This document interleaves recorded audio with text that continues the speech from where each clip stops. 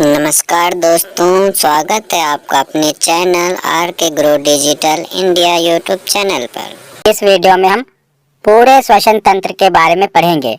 पिछले वीडियो में हमने पाचन तंत्र के बारे में पढ़ा था।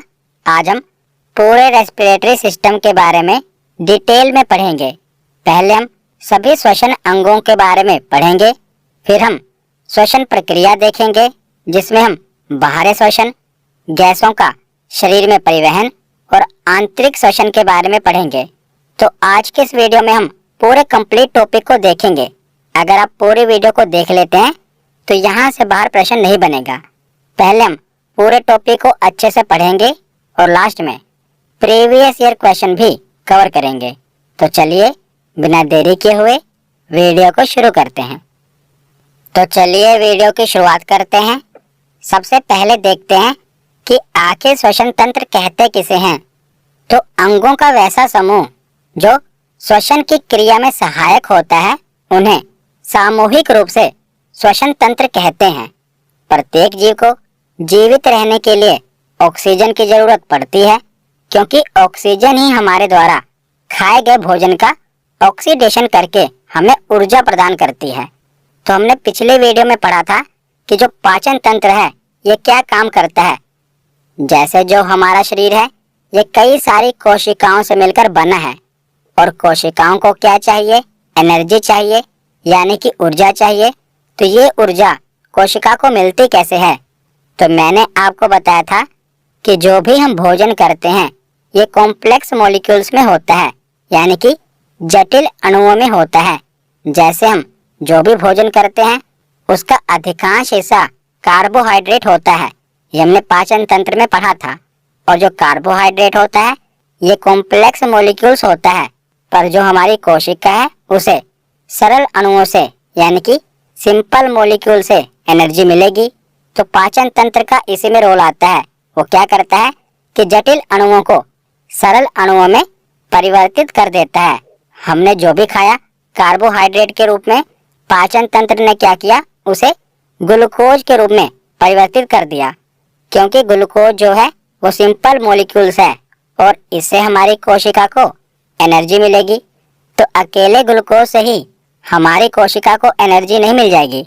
जब ग्लूकोज का ऑक्सीजन के साथ ऑक्सीडेशन होगा ना, तब हमारी कोशिका को एनर्जी मिलेगी। तो हमने जो भोजन खाया उससे हमें ग्लूकोज मिला, और हमने जो सांस ली उससे हमें ऑक्सीजन मिली। तो ग्लूकोज जब ऑक्सीजन के साथ मिलता है ना, ये ग्लूकोज का केमिकल फॉर्मूला है। तो ग्लूकोज जब ऑक्सीजन के साथ मिलता है तो ऑक्सीडेशन की प्रक्रिया होती है, जिसका परिणाम क्या निकलता है? तो इससे कार्बन डाइऑक्साइड निकलती है, जल निकलता है और ऊर्जा निकलती है, और यही ऊर्जा हमें चाहिए। तो भोजन से हमें ग्लूकोज मिला और सांस लेने से हमें ऑक्सीजन मिली, और यही ग्लूकोज जब ऑक्सीजन के साथ मिलकर क्रिया करता है तो ग्लूकोज किसमें टूट जाता है? कार्बन डाइऑक्साइड में, जल में, और इससे हमें एनर्जी मिलती है। जो कार्बन डाइऑक्साइड है इसे हम बाहर छोड़ देते हैं, और इसी के साथ जल को भी हम बाहर छोड़ते हैं। जब आप सांस छोड़ते हैं ना तो उसमें जल वाष्प भी होते हैं। कभी आप शीशे के आगे मुंह से हवा मारेंगे तो आप देखेंगे कि शीशे के ऊपर जल वाष्प की एक परत बन जाती है। तो जब ग्लूकोज ऑक्सीजन के साथ ऑक्सीडेशन की क्रिया करता है तब ग्लूकोज टूटकर कार्बन डाइऑक्साइड, जल और ऊर्जा बनाता है। तो पाचन तंत्र क्या करता है? कार्बोहाइड्रेट को ग्लूकोज में बदल देता है। और श्वसन तंत्र क्या करता है? इससे हमें ऑक्सीजन मिलती है, और यही ऑक्सीजन ग्लूकोज के साथ क्रिया करती है, जिससे हमें एनर्जी मिलती है, यानी कि ऊर्जा मिलती है। तो इस प्रोसेस में ऑक्सीजन का ब्लड में मिलना तथा कार्बन डाइऑक्साइड का बॉडी से बाहर निकलना शामिल होता है, और ब्लड के द्वारा ही ऑक्सीजन प्रत्येक सेल तक पहुंच पाता है। तो पहले हम डायग्राम की सहायता से पूरे श्वसन तंत्र को समझ लेते हैं, फिर आगे हम इन्हें डिटेल में पढ़ लेंगे।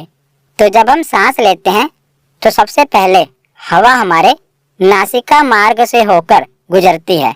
हम सांस नाक से लेते हैं, तो नाक के पीछे जो भाग है उसी को नासिका मार्ग कहते हैं, नेजल पैसेज कहते हैं। तो सांस नासिका मार्ग से होकर ग्रसनी में जाएगी। ओरल कैविटी से यानी कि मुख गुहा से हम भोजन लेते हैं और नासिका मार्ग से सांस लेते हैं। तो हवा नासिका मार्ग से होते हुए ग्रसनी में जाएगी। ग्रसनी को कहते हैं फेरिंग्स। तो ग्रसनी एक कॉमन पार्ट है जहाँ से भोजन भी होकर गुजरता है और सांस भी यहीं से होकर गुजरती है। जो आप देख रहे हैं ये वाला पार्ट, जो ये ग्रसनी है ना, भोजन भी इसी रास्ते से गुजरता है और हवा भी इसी रास्ते से गुजरती है। तो ग्रसनी के नीचे होता है एपिग्लोटिस। तो एपिग्लोटिस एक ढक्कन टाइप का आपको देखने को मिलेगा जो भोजन को श्वास नली में जाने से रोकता है और हवा को फूड पाइप में जाने से रोकता है। तो जो ये एपिग्लोटिस है ना, ये एक प्रकार का ढक्कन है। जब हम खाना खाते हैं तो ये क्या करता है, विंड पाइप को बंद कर देता है, जिससे क्या होता है, खाना फूड पाइप से सीधा हमारे आमाशय में चला जाता है। और जब हम सांस ले रहे होते हैं तो ये एपिग्लोटिस ढक्कन क्या करता है, हमारी फूड पाइप को बंद कर देता है, जिससे जो ये हमारी सांस है ये सीधा फेफड़ों में चली जाती है। तो एपिग्लोटिस के बाद हवा लैरिंक्स में जाएगी, जिसे हम स्वर यंत्र कहते हैं, क्योंकि यहीं से आवाज निकलती है। इसके बाद नीचे वाली जो आप ये नली देख रहे हैं, इसी को ट्रेकिया कहा जाता है। इसी को हम श्वास नली भी कहते हैं। तो उसके बाद ये ट्रेकिया आगे चलकर दो भागों में बढ़ जाती है और इसे ब्रोंकाई कहते हैं। तो एक ब्रोंकाई दाएं फेफड़े में चली जाती है और दूसरी ब्रोंकाई बाएं फेफड़े में चली जाती है। तो जो ये ट्रेकिया है ना, ये आप देख रहे हैं आगे चलकर दो भागों में बढ़ जाती है, उसको हम ब्रोंकाई कहते हैं। एक ब्रोंकाई दाएं फेफड़े में चली जाती है और दूसरी ब्रोंकाई बाएं फेफड़े में चली जाती है। और आगे चलकर यही ब्रोंकाई अलग अलग कई सारी ब्रांचेस में बढ़ जाती है, जैसा कि आप देख रहे हैं। और इन्हीं ब्रांचेस को कह देते हैं ब्रोंकियोल्स।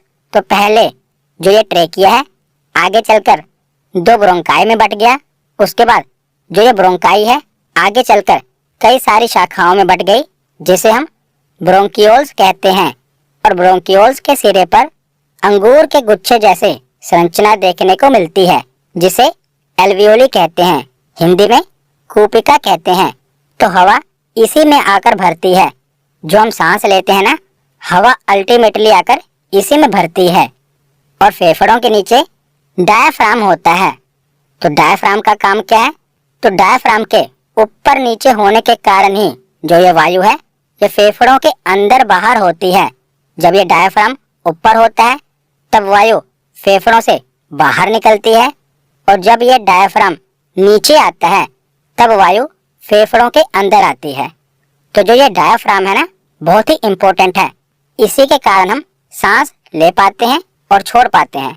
जब ये डायाफ्राम ऊपर जाता है तब हम सांस छोड़ते हैं, और जब ये डायाफ्राम नीचे आता है तब हम सांस लेते हैं।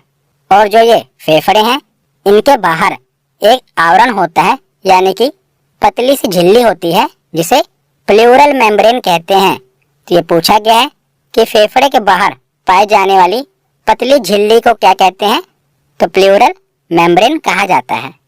तो आशा करता हूँ इस डायग्राम की सहायता से आपको श्वसन तंत्र के जो अंग हैं वो समझ में आ गए होंगे।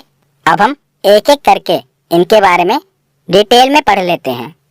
तो सबसे पहले है नाक या नासिका मार्ग। तो नाक का काम क्या है, तो इसका मुख्य कार्य सूंघने से संबंधित है, और इसके भीतर छोटे छोटे बाल होते हैं जो धूल कणों को रोक लेते हैं। तो श्वसन कहाँ से शुरू होता है, तो नाक से शुरू होता है। नाक से हम सांस लेते हैं ना, तो नाक में छोटे छोटे बाल होते हैं जिनका काम क्या होता है, तो जो हवा में छोटे छोटे पार्टिकल्स होते हैं ना, जो धूल कण होते हैं, वो बालों में आकर फंस जाते हैं। तो एक प्रकार से ये हवा को फिल्टर करने के काम आता है। तो उसके बाद है कि नेजल पैसेज में यानी कि नासिका द्वार में म्यूकस मेम्ब्रेन होता है, जो आधा लीटर म्यूकस प्रतिदिन निकालता है। तो आपकी नाक के अंदर एक चिपचिपा पदार्थ होता है जिसे म्यूकस कहा जाता है। और इस म्यूकस का काम क्या है, तो ये धूल कण, जीवाणु या अन्य सूक्ष्म जीवों को शरीर के अंदर प्रवेश करने से रोकती है। जो भी धूल कण है, बैक्टीरिया हैं, वो इसमें आकर चिपक जाते हैं, अंदर प्रवेश नहीं कर पाते और इसी के साथ ये शरीर में प्रवेश करने वाली वायु को नम एवं शरीर के ताप को बराबर बनाती है। तो नासिका मार्ग के बाद है फेरिंग्स, जिसे ग्रसनी कहते हैं। तो ग्रसनी रेस्पिरेटरी सिस्टम के साथ साथ डाइजेस्टिव सिस्टम का भी भाग होता है। मैंने आपको बताया ना कि ये कॉमन एरिया है। जब हम खाना खाते हैं वो भी ग्रसनी से होकर गुजरता है और जो हम सांस ले रहे हैं वो भी ग्रसनी से होकर गुजरती है। तो ये प्रश्न पूछा जाता है कि कौन सा ऐसा अंग है जो पाचन तंत्र का भी और श्वसन तंत्र का दोनों का भाग है। तो ग्रसनी पाचन तंत्र और श्वसन तंत्र दोनों का भाग है। तो फेरिंग्स के बाद है लैरिंग्स, जिसे स्वर यंत्र कहते हैं। तो लैरिंग्स श्वसन मार्ग का वह भाग है जो ग्रसनी तथा ट्रेकिया को जोड़ता है।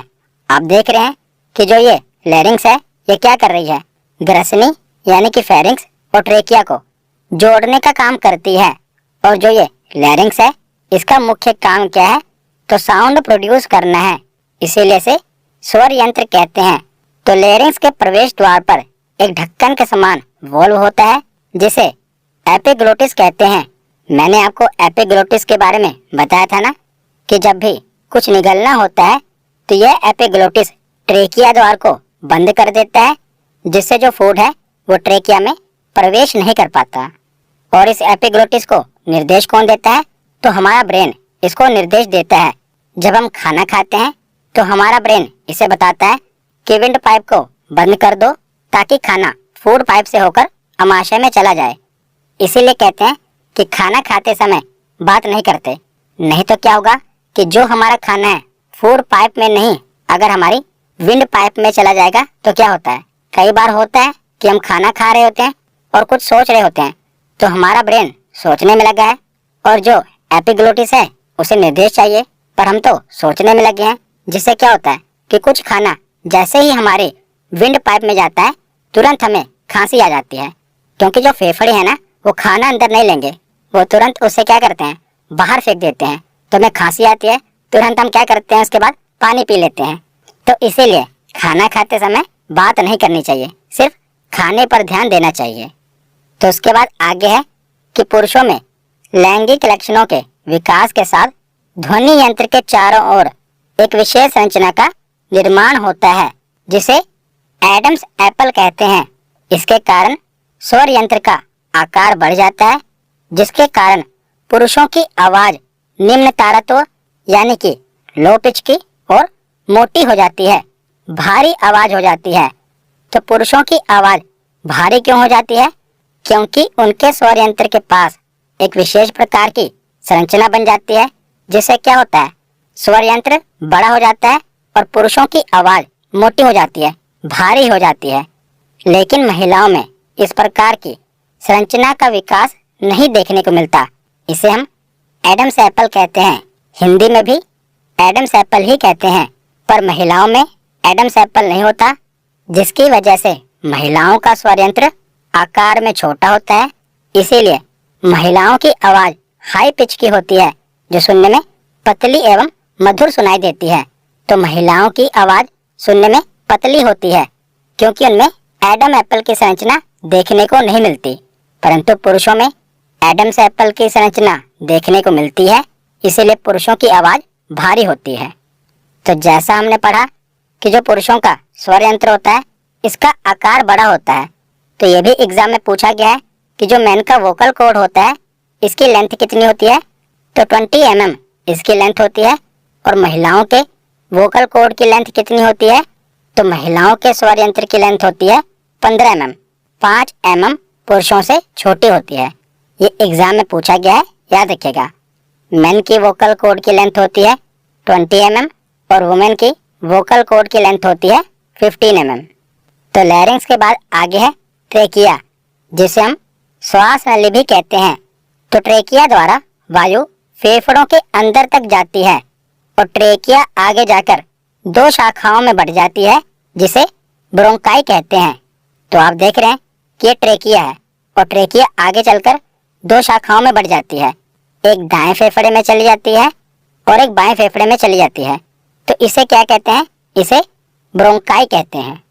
और ट्रेकिया के ऊपर 16 से 20 सी शेप के बने कार्टिलेज के रिंग होते हैं। आप देख रहे हैं कि जो ये ट्रेकिया है ना, इसके ऊपर कार्टिलेज यानी कि उपास्थि, कंकाल तंत्र में मैंने आपको बताया था ये नरम हड्डी होती है कार्टिलेज। तो ट्रेकिया के ऊपर 16 से 20 छल्ले पाए जाते हैं। इनका काम क्या होता है? तो इनका काम ट्रेकिया को सिकुड़ने तथा चिपकने से बचाने का होता है। तो ट्रेकिया के ऊपर कार्टिलेज की रिंग होती है। उसके बाद है फेफड़े। तो मानव का मुख्य श्वसन अंग कौन सा है? तो फेफड़े हैं। इनकी संख्या 2 होती है। जो दाहिना फेफड़ा है ये बाएं फेफड़े से बड़ा होता है। याद रखिएगा, ये एग्जाम में पूछा भी गया है। तो ये है दाहिना फेफड़ा। आप कह रहे होंगे कि ये तो बाईं ओर है, पर आप स्क्रीन की ओर देख रहे हैं, इसीलिए जो आपका दायां है ये स्क्रीन में दिखाए गए चित्र का बायां होगा। अगर आप अपने आप को अज्यूम करेंगे यहाँ पर, तो आपको पता चलेगा कि ये दायां है और ये बायां है। तो जो दायां फेफड़ा होता है ये बाएं फेफड़े से बड़ा होता है। तो ऐसा क्यों होता है? क्योंकि जो हमारा दिल होता है ना, वैसे तो सेंटर में होता है, पर ये बाईं ओर झुका होता है। तो बाईं ओर झुका होता है, जिसके कारण क्या होता है, ये आप देख रहे हैं यहाँ पर छोटा सा खोल होता है, खाली जगह होती है, क्योंकि यहाँ पर दिल होता है। तो इसीलिए जो दायां फेफड़ा है ये बाएं फेफड़े से बड़ा होता है। और जो फेफड़ा है ये प्लूरल मेम्ब्रेन से ढका होता है। मैंने आपको बताया था ना कि फेफड़े के ऊपर जो झिल्ली पाई जाती है उसे प्लूरल मेम्ब्रेन कहा जाता है। और दाएं फेफड़े में 3 पालियां जिसे लोब्स कहते हैं, और बाएं फेफड़े में 2 पालियां होती हैं। तो आप देख रहे हैं कि जो फेफड़ा है दाएं फेफड़े में 3 पालियां हैं। पालियां मतलब कि जो आपको ये दायां फेफड़ा दिख रहा है ये एक प्रकार से आपको देखने को मिलेगा कि 3 भागों में बटा हुआ है। जो दायां फेफड़ा है इसमें 3 पालियां होती हैं और बाएं फेफड़े में 2 पालियां होती हैं। ये एग्जाम में पूछा गया है। और फेफड़े के अंदर जो ये ब्रोंकाई है ये आगे चलकर कई सारी शाखाओं में बढ़ जाती है, जिसे ब्रोंकियोलस कहते हैं। और ब्रोंकियोलस के सिरे पर अंगूर के गुच्छे जैसे गोल संरचनाएं पाई जाती हैं, जिसे एल्वियोली या कूपिका कहते हैं। तो एल्वियोली पर रक्त कोशिकाओं का जाल बिछा होता है। जैसा आप देख रहे हैं, जो ये एल्वियोली है ना, इसमें क्या होगा, ऑक्सीजन आकर भर जाएगी। और इसके ऊपर क्या है, रक्त कोशिकाएं हैं। तो यहाँ से क्या होगा, आगे मैं आपको डिटेल में बताऊंगा कि रक्त में पाया जाने वाला हीमोग्लोबिन क्या करेगा, यहाँ से ऑक्सीजन को लेकर जाएगा और कोशिकाओं तक पहुँचाएगा। और जो कार्बन डाइऑक्साइड है उसको यहाँ से बाहर निकाल देगा। उसे हम आगे पढ़ेंगे। बस अभी आप इतना जान लीजिए कि जो एल्वियोली है ना, यहाँ से गैसों का आदान प्रदान होता है। यहाँ से ऑक्सीजन रक्त में चली जाती है और कार्बन डाइऑक्साइड बाहर आ जाती है। उसके बाद है डायाफ्राम। तो डायाफ्राम फेफड़ों को आधार प्रदान करती है। आप देख रहे हैं कि जो फेफड़े हैं ना, इसके नीचे डायाफ्राम होता है। और डायाफ्राम के ऊपर नीचे होने के कारण ही वायु फेफड़ों के अंदर बाहर होती है। जब ये डायाफ्राम ऊपर उठता है तो वायु फेफड़ों से बाहर जाती है, और जब ये डायाफ्राम नीचे गिरता है तो वायु फेफड़ों के अंदर आती है। तो हमारे सांस के लेने और छोड़ने में महत्वपूर्ण योगदान किसका है, डायाफ्राम का।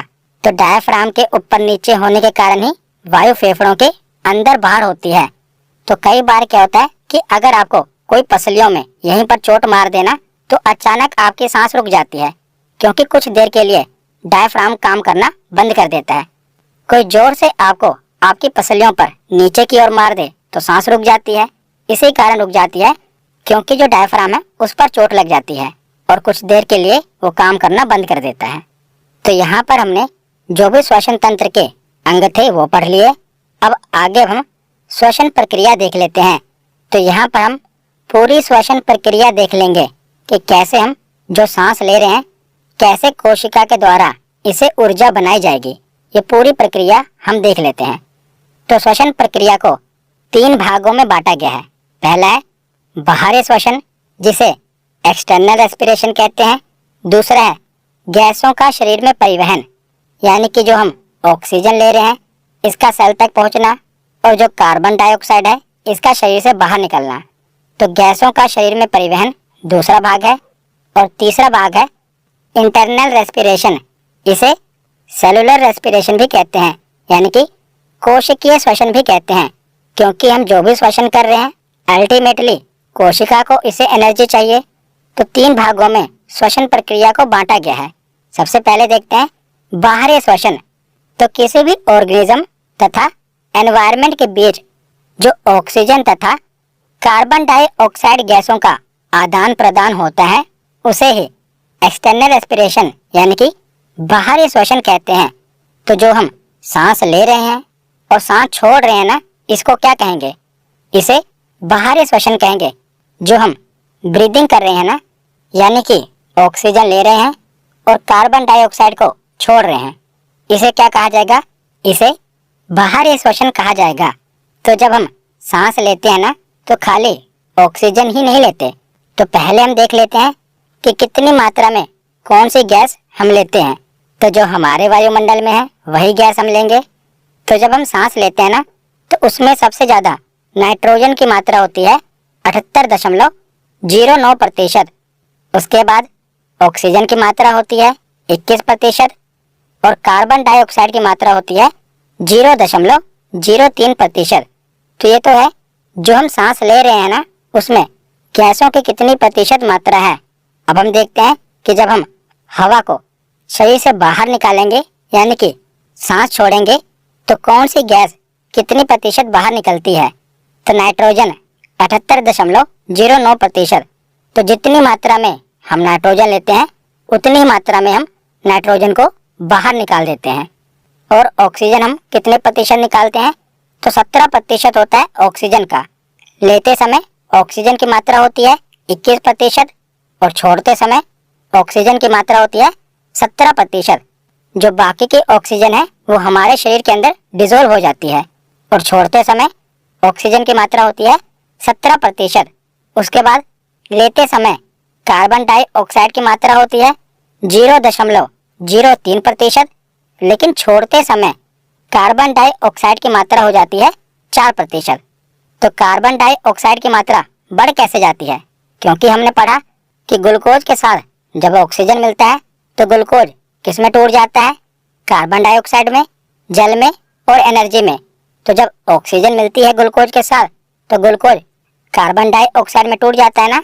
तो इसीलिए लेते समय कार्बन डाइऑक्साइड की मात्रा होती है 0.03% और छोड़ते समय कार्बन डाइऑक्साइड की मात्रा होती है 4%।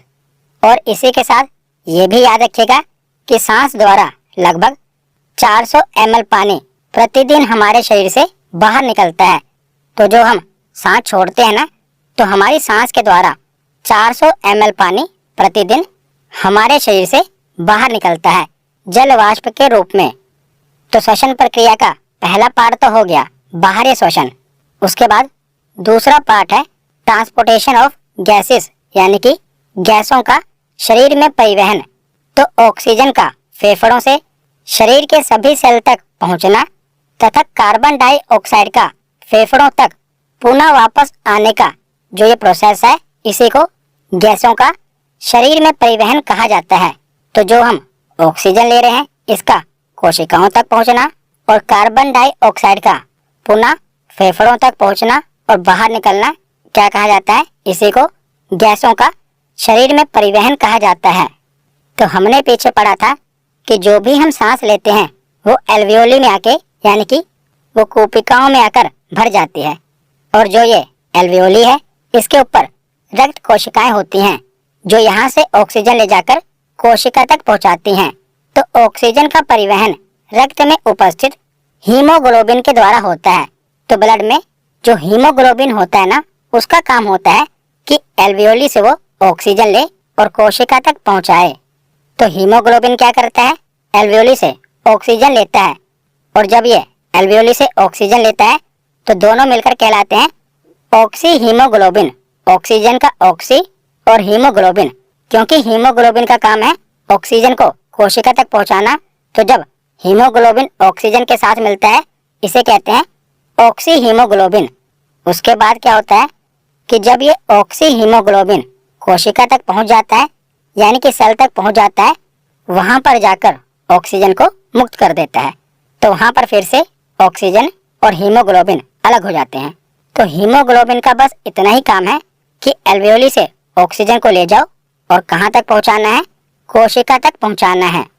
तो ऑक्सीजन तो हमारी कोशिका तक पहुँच गई, किसने पहुँचाई? हीमोग्लोबिन ने। लेकिन जो कार्बन डाइऑक्साइड है, अब इसे फेफड़ों तक कौन पहुँचाएगा? तो कार्बन डाइऑक्साइड का ट्रांसपोर्टेशन कोशिका से फेफड़ों तक 3 प्रकार से होता है, क्योंकि जैसे ही ग्लूकोज ऑक्सीजन के साथ मिलेगा, कार्बन डाइऑक्साइड रिलीज होगी। तो कार्बन डाइऑक्साइड का कोशिका से फेफड़ों तक जो ट्रांसपोर्टेशन होता है, ये 3 प्रकार से होता है।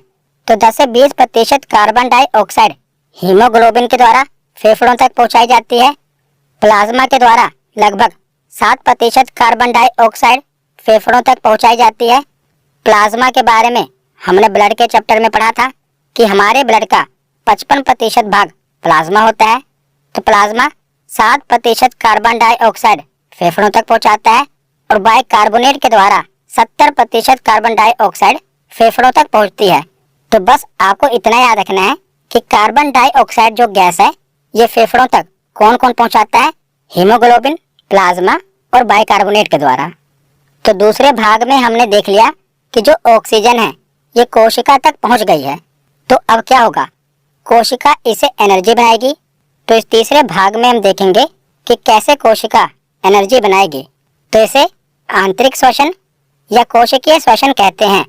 तो भोजन के डाइजेशन के बाद हमें ग्लूकोज मिलता है, जो ब्लड की सहायता से कोशिका तक पहुंच जाता है और इस ग्लूकोज का सेल में ऑक्सीजन द्वारा ऑक्सीडेशन किया जाता है, जिसके बाद हमें कार्बन डाइऑक्साइड, जल तथा एनर्जी मिलती है। इसी प्रोसेस को सेलुलर रेस्पिरेशन या कोशिकीय श्वसन कहते हैं। तो जो ये कोशिकीय श्वसन है, इसे 2 भागों में बांटा गया है। पहला है अनऑक्सी श्वसन, दूसरा है ऑक्सी श्वसन। अनऑक्सी यानी कि अनएरोबिक रेस्पिरेशन और ऑक्सी श्वसन यानी कि एरोबिक रेस्पिरेशन। तो पहले थोड़ा ओवरव्यू ले लेते हैं कि अनऑक्सी श्वसन और ऑक्सी श्वसन क्या है। तो ये हम पढ़ रहे हैं कि जो कोशिका है ना, उसमें 2 प्रकार से श्वसन होता है, ऑक्सी श्वसन और अनऑक्सी श्वसन। तो ऑक्सी श्वसन क्या है? तो जो श्वसन ऑक्सीजन की उपस्थिति में होता है, उसे ऑक्सी श्वसन कहते हैं, और जो श्वसन ऑक्सीजन की अनुपस्थिति में होता है, उसे अनऑक्सी श्वसन कहते हैं। और ऑक्सी श्वसन में क्या होगा? इसमें ऑक्सीजन की उपस्थिति है ना, तो ऑक्सीजन ग्लूकोज के साथ मिलकर ग्लूकोज को कार्बन डाइऑक्साइड और जल में तोड़ देगा और इससे हमें एनर्जी मिलेगी। आगे हम देखेंगे कितनी एनर्जी मिलेगी। एटीपी की फुल फॉर्म क्या है? Adenosine triphosphate. तो एटीपी क्या है?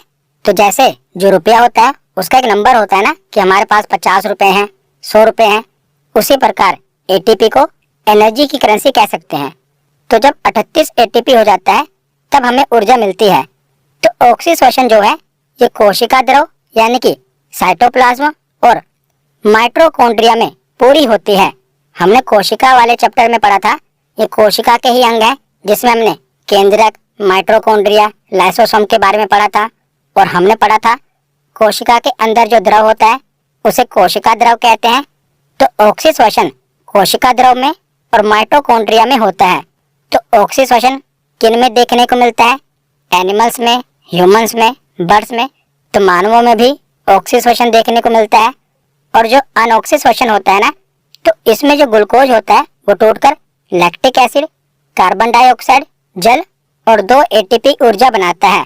और जो अनऑक्सी श्वसन है, ये कोशिका द्रव यानी कि साइटोप्लाज्म में पूरी होती है। इसके उदाहरण कौन कौन से हैं अनऑक्सी श्वसन के? तो कीटों में यानी कि इंसेक्ट में अनऑक्सी श्वसन देखने को मिलता है। सूक्ष्म जीवों में अनऑक्सी श्वसन देखने को मिलता है, जिन्हें हम नग्न आंखों से नहीं देख पाते। सूक्ष्म जीवों में अनऑक्सी श्वसन देखने को मिलता है। बैक्टीरिया में अनऑक्सी श्वसन देखने को मिलता है। और जो किण्वन की प्रक्रिया होती है ना, यानी कि जो शराब बनाने की प्रक्रिया है, अंगूर से जो शराब बनती है, दूध से जो दही बनता है, ये किण्वन की प्रक्रिया है। इसमें भी अनऑक्सी श्वसन देखने को मिलता है। तो जो अनऑक्सी श्वसन है, ये ऑक्सीजन की अनुपस्थिति में होता है और अनऑक्सी श्वसन कोशिका द्रव में पूरा होता है। और अनऑक्सी श्वसन में क्या होता है?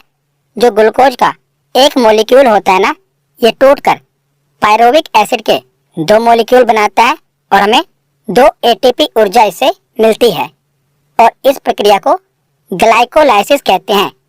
ग्लाइकोलाइसिस यानी कि लाइसिस मतलब टूटना, ग्लाई मतलब कि ग्लूकोज का। तो इस प्रक्रिया को ग्लाइकोलाइसिस कहते हैं, जिसमें ग्लूकोज का एक मॉलिक्यूल 2 पायरुविक एसिड बनाता है और हमें 2 एटीपी ऊर्जा इससे मिलती है। और इसमें ग्लूकोज बिना ऑक्सीजन के मसल में लैक्टिक एसिड बनाता है, जिससे हमारे शरीर में थकावट महसूस होती है। तो जब हम बहुत ज़्यादा एक्सरसाइज कर लेते हैं तो क्या होता है कि हमारे मसल में लैक्टिक एसिड बन जाता है, जिससे क्या होता है कि हमारे शरीर में थकावट महसूस होती है, हमारे शरीर में थकान महसूस होने लगती है, दर्द महसूस होता है। किसके कारण? तो लैक्टिक एसिड के कारण। और ये लैक्टिक एसिड बनता कैसे है? तो जो ग्लूकोज है ये ऑक्सीजन की अनुपस्थिति में लैक्टिक एसिड बनाता है। तो अनऑक्सीश्वसन के बाद है ऑक्सीश्वसन यानी कि एरोबिक रेस्पिरेशन। तो एरोबिक रेस्पिरेशन ऑक्सीजन की प्रेजेंस में होता है और इसमें क्या होता है कि जो ग्लूकोज है ये ऑक्सीजन की उपस्थिति में टूटकर कार्बन डाइऑक्साइड, जल और ऊर्जा बनाता है और इससे हमें 38 एटीपी ऊर्जा मिलती है। तो जो ऑक्सीश्वसन की प्रक्रिया है ये 2 साइकिल में कंप्लीट होती है। पहला साइकिल है ग्लाइकोलाइसिस और दूसरा है क्रेब्स साइकिल, जो कि क्रेब्स नामक वैज्ञानिक के द्वारा दिया गया है। तो ग्लाइकोलाइसिस हमने पीछे पढ़ा। जो ग्लाइकोलाइसिस प्रक्रिया है ना, ये ऑक्सीश्वसन और अनऑक्सीश्वसन दोनों में होती है। अनऑक्सीश्वसन में केवल ग्लाइकोलाइसिस होता है, लेकिन ऑक्सीश्वसन में पहले ग्लाइकोलाइसिस होगा, उसके बाद जो क्रेब्स साइकिल है ये कंप्लीट होगा। तो पहला स्टेप है ग्लाइकोलाइसिस। इसमें क्या होगा? ग्लूकोज का एक मॉलिक्यूल टूटकर पायरुविक एसिड के 2 मॉलिक्यूल बनाता है और 2 एटीपी ऊर्जा मिलती है। तो जो ग्लाइकोलाइसिस साइकिल है ना, ये सेल के साइटोप्लाज्म में कंप्लीट होता है और जो क्रेब्स साइकिल है ये सेल के माइटोकॉन्ड्रिया में कंप्लीट होता है। हमने पीछे पढ़ा था ना कि जो ऑक्सीश्वसन है ये 2 जगह होता है, कोशिका द्रव में और माइटोकॉन्ड्रिया में। तो ग्लाइकोलाइसिस की प्रक्रिया कोशिका द्रव में होती है और क्रेब्स साइकिल की प्रक्रिया माइटोकॉन्ड्रिया में होती है। तो अब देखते हैं क्रेब्स साइकिल। तो यह सेल के माइटोकॉन्ड्रिया में होती है और ग्लाइकोलाइसिस के द्वारा बने पदार्थ पायरुविक अम्ल पूरी तरीके से ऑक्सीडाइज होकर कार्बन डाइऑक्साइड और वाटर में बदल जाता है। हमने पढ़ा कि जो ऑक्सीश्वसन है ये 2 साइकिल में कंप्लीट होता है। पहले साइकिल में हमने देखा ना कि ग्लूकोज का एक मॉलिक्यूल टूटकर पायरुविक एसिड के 2 मॉलिक्यूल बनाता है और सेकेंड स्टेप पर हम देख रहे हैं कि पायरुविक अम्ल पूरी तरीके से ऑक्सीडाइज होकर कार्बन डाइऑक्साइड और वाटर में बदल जाता है और साथ में इससे हमें एनर्जी मिलती है। तो ग्लूकोज के अणु टूटकर 2 पायरुविक एसिड के मॉलिक्यूल बने थे। तो एक पायरुविक एसिड के मॉलिक्यूल में 18 एटीपी ऊर्जा होती है। तो 2 पायरुविक एसिड के मॉलिक्यूल में कितनी ऊर्जा हमें मिलेगी? 18 दूनी 36 एटीपी ऊर्जा यहाँ से मिलेगी। और हमने पढ़ा था कि ग्लाइकोलाइसिस की प्रक्रिया में हमें 2 एटीपी ऊर्जा मिलती है। तो 36 एटीपी ऊर्जा ये हो गई और 2 एटीपी और, तो टोटल मिलाकर 38 एटीपी ऊर्जा हो गई। अब ये जो एनर्जी है कौन ले लेगा? तो कोशिका को ये एनर्जी चाहिए। तो हमने पूरा प्रोसेस देख लिया। पहले हमने जो श्वसन तंत्र के अंग हैं उनके बारे में पढ़ा, उसके बाद जो पूरी श्वसन प्रक्रिया है वो हमने पढ़ ली। तो यहाँ पर हमारा थियरी सेक्शन कंप्लीट होता है। अब हम प्रीवियस ईयर क्वेश्चन देखते हैं। तो पहला प्रश्न है कि निम्न में से कौन सा कथन गलत है? पहला कथन है कि दायां फेफड़ा बाएं फेफड़े से बड़ा होता है।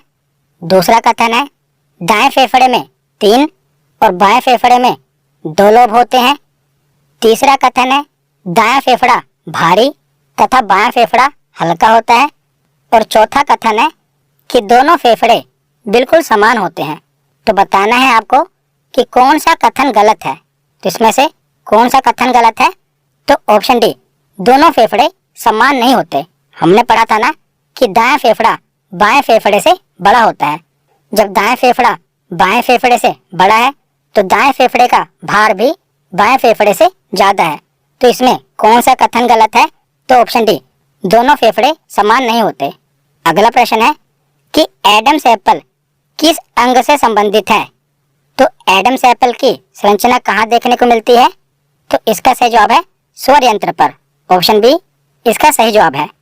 अगला प्रश्न है कि श्वसन क्रिया के दौरान कौन सी गैस की मात्रा में कोई परिवर्तन नहीं होता? तो ऑक्सीजन, नाइट्रोजन या कार्बन डाइऑक्साइड। तो नाइट्रोजन गैस की मात्रा में कोई परिवर्तन नहीं होता। हम जितनी नाइट्रोजन गैस लेते हैं उतनी नाइट्रोजन गैस बाहर निकाल देते हैं। तो इस गैस की मात्रा में कोई परिवर्तन नहीं होता। तो इसका सही जवाब है ऑप्शन बी। अगला प्रश्न है कि निम्न में से कौन सा कथन गलत है? पहला कथन है कि हमेशा सांस नाक से लेनी चाहिए। दूसरा कथन है कि श्वसन में नाक एवं मुंह से सांस ली जाती है। तीसरा कथन है कि नाक में बाल धूल मिट्टी के कण को रोकने का कार्य करते हैं। और चौथा कथन है कि मुंह से सांस लेना अच्छा माना जाता है। तो इसमें से आपको बताना है कि कौन सा कथन गलत है। तो इसका सही जवाब क्या होगा? ऑप्शन डी, मुंह से सांस लेना अच्छा नहीं माना जाता। तो इसका सही जवाब है ऑप्शन डी। अगला प्रश्न है कि एपिग्लोटिस का क्या कार्य है? पहला कथन है कि भोजन निगलते समय सांस मार्ग को बंद नहीं होने देता। दूसरा कथन है कि भोजन निगलते समय कण को श्वास नली में जाने से रोकता है। तीसरा कथन है कि भोजन निगलते समय सांस मार्ग को बंद कर देता है। तो इसका सही जवाब है ऑप्शन डी। बी और सी दोनों कथन सही हैं। अगला प्रश्न है कि मुख्य रूप से किसके ऑक्सीकरण द्वारा उत्पन्न ऊर्जा को श्वसन कहा जाता है? तो हमने पढ़ा था कि ऑक्सीजन का किसके साथ क्रिया होती है? ग्लूकोज के साथ। और ग्लूकोज हमें किससे मिलता है? कार्बोहाइड्रेट से। तो इसका सही जवाब है ऑप्शन सी। अगला प्रश्न है कि निम्नलिखित में से सांस को छोड़ते समय गैसों की प्रतिशतता में कौन सा सही है? तो जब हम सांस छोड़ते हैं तो नाइट्रोजन की मात्रा लगभग 78% होती है। तो इसका सही जवाब है ऑप्शन बी। अगला प्रश्न है कि मनुष्य में सांस लेने की दर सामान्यतः प्रति मिनट कितनी होती है? तो ये क्वेश्चन याद रख लेना कि मनुष्य में सांस लेने की दर सामान्यतः प्रति मिनट होती है 12 से 16 बार। तो एक सामान्य व्यक्ति प्रति मिनट में कितनी बार सांस लेता है? तो 12 से 16 बार सांस लेता है। तो इसका सही जवाब है ऑप्शन ए। अगला प्रश्न है कि श्वसन तंत्र में ऑक्सीजन का आवागमन किसके कारण होता है? तो ऑक्सीजन का आवागमन किसके कारण होता है? तो हीमोग्लोबिन के कारण। हमने पढ़ा ना कि ऑक्सीजन के परिवहन का काम कौन करता है? हीमोग्लोबिन। तो इसका सही जवाब है ऑप्शन बी। अगला प्रश्न है कि पुरुषों और महिलाओं में वोकल कॉर्ड की लंबाई क्रमशः कितनी होती है? तो पुरुषों में वोकल कॉर्ड की लंबाई 20 mm और महिलाओं में वोकल कॉर्ड की लंबाई 15 mm होती है। तो इसका सही जवाब है ऑप्शन सी। अगला प्रश्न है कि वायवीय श्वसन क्या है? आणविक ऑक्सीजन के बिना श्वसन, त्वचा के माध्यम से श्वसन, ऑक्सीजन की उपस्थिति में श्वसन या गलफड़ों के माध्यम से श्वसन। तो वायवीय श्वसन क्या है? ऑक्सीजन की उपस्थिति में श्वसन को वायवीय श्वसन कहा जाता है। इसे ऑक्सी श्वसन भी कहा जाता है। तो इसका सही जवाब है ऑप्शन सी। अगला प्रश्न है कि एरोबिक श्वसन में ग्लूकोज डैश में बदल जाता है। तो ऑक्सी श्वसन में ग्लूकोज किस में बदल जाता है? तो ग्लूकोज कार्बन डाइऑक्साइड, पानी और ऊर्जा में बदल जाता है। तो इसका सही जवाब है ऑप्शन ए। आज का आखिरी प्रश्न है कि निम्नलिखित में से क्या श्वसन प्रणाली और पाचन तंत्र दोनों का हिस्सा है? तो श्वसन प्रणाली और पाचन तंत्र दोनों का हिस्सा क्या है? तो ग्रसनी। तो इसका सही जवाब क्या होगा? Option A. तो आज की वीडियो यहीं पर खत्म होती है। कैसी लगी ये वीडियो कमेंट सेक्शन में जरूर बताना। धन्यवाद।